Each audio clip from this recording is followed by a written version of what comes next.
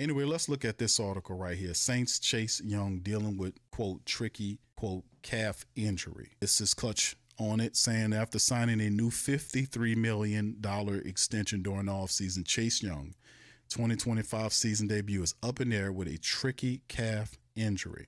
After turning a quality year in as a rotational player for the Saints, he says New Orleans, the support base, have been patiently waiting for his 2025 debut. Fortunately, according to Kellen Moore on Monday, that might take some time as Young is currently dealing with a calf injury that could prove tricky over the course of the entire season. I thought it was not for us to worry about. Sometimes those are tricky injuries. Sometimes you got to see how this thing progresses. Moore told reporters via ESPN's Cat Terrell, he's doing everything he can, but we've got to do what's right for him, not just this week, but from a season-long perspective.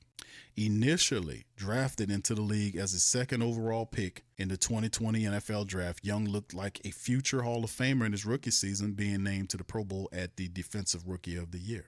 But unfortunately, the Commanders, he simply never reached those heights, being traded to San Fran before his rookie contract ran its course. And we'll see if I can get the rest of it here. Yeah, you go. From there, Young signed a one-year, $13 million deal with the Saints, played well enough to earn a longer look, recording 31 tackles, 21 QB hits, and 5.5 sacks, and a forced fumble before signing a new 3-year, $51 million deal to serve as a long-term answer off the edge. Now, Young just has to get healthy enough to make good on that deal. Sitting not so pretty at 0-3 with a trip to Buffalo for a September-ending battle royale with the Bills forthcoming, the Saints could really use a player like Young to put some pressure on opposing quarterbacks while easing up a bit of tension on Spencer Rattler. Unfortunately, as Moore noted, it's very up in the air when that will actually happen, as it sure sounds like Young will be a fixture of the Saints injury report this fall, with his status in one game likely unrelated to whether he will or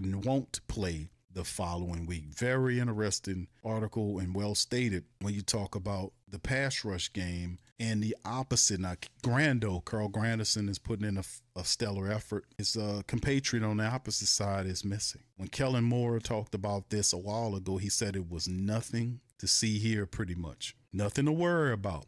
And look at it now, 3 weeks have passed and Chase Young is still not even close. He hadn't even been practicing. We talking practice. He hadn't been practicing. So, I mean, whatever it is, man, they will not allow him to practice with it. That ain't good. So what also isn't good is the fact that the Saints cannot rush the passer, which will serve for a difficult matchup nonetheless with Buffalo if you can't get the Josh Allen.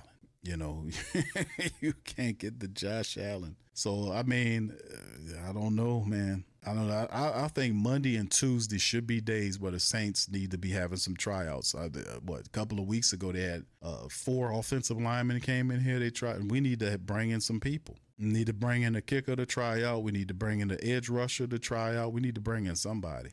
And that's the thing also Kellen Moore needs to do. He needs to let these people know that there are always going to be players that we're going to bring in here nonstop until we get the right combination of people. I'm not comfortable with none of this that's going on right here. As long as the team is giving up and looking like this and sitting up here, we got a bunch of check cashers, man. We got check cashers on this team, man.